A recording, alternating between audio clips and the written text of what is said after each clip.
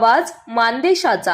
आंतरराष्ट्रीय महिला दिनाच्या निमित्ताने क्रांतीवीर शैक्षणिक संकुलामध्ये विविध कार्यक्रमाच्या निमित्ताने नारी शक्तीचा एल्गार शिक्षणाच्या माध्यमातून महिलांना स्वावलंबी व्हावे असे आवाहन क्रांतीवीर शाळेच्या मुख्याध्यापिका सुलोचना बाबर यांनी केले। आंतरराष्ट्रीय महिला दिनाच्या निमित्ताने क्रांतीवीर शैक्षणिक संकुल म्हसवड येथे विविध कार्यक्रमाचे आयोजन केले होते। संरक्षण, कृषी, कला, क्रीडा, संशोधन, प्रशासन, शैक्षणिक, सामाजिक आणि राजकारणात ही आज महिला आघाडीवर असल्याचं मुख्याध्यापिका बाबर यांनी सांगितले।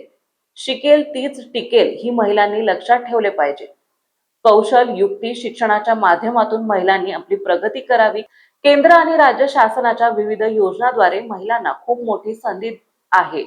संधीचं सोनं करा, चूल आणि मूल या संकल्पनेच्या बाहेर या। स्वतः सक्षम होण्यासाठी शिक्षणाच्या माध्यमातून स्वावलंबी होण्याचे आवाहन सुलोचना बाबर यांनी केले। क्रांतीवीर शैक्षणिक संकुलाच्या सर्वांगीण प्रगतीमध्ये पुरुषांबरोबरच महिलांचा मोठा सहभाग असल्याबद्दल सुलोचना बाबर यांनी गौरव उद्गार काढले। मुख्याध्यापिका बाबर यांच्या हस्ते संकुलातील सर्व महिला शिक्षकांचा सन्मान करण्यात आला।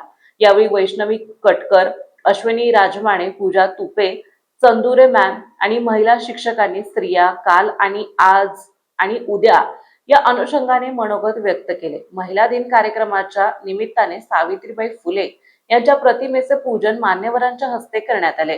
मानसोफेर न्यूज साठी संपादक बापूसाहेब मिसाळ, वरकुटे, मलवडी। आपल्या जिल्ह्यातील तालुक्यातील लेटेस्ट बातम्या पाहण्यासाठी आजच मानसोफेर न्यूज चॅनलला YouTube वर सबस्क्राइब करा आणि बेल आयकॉन प्रेस करा।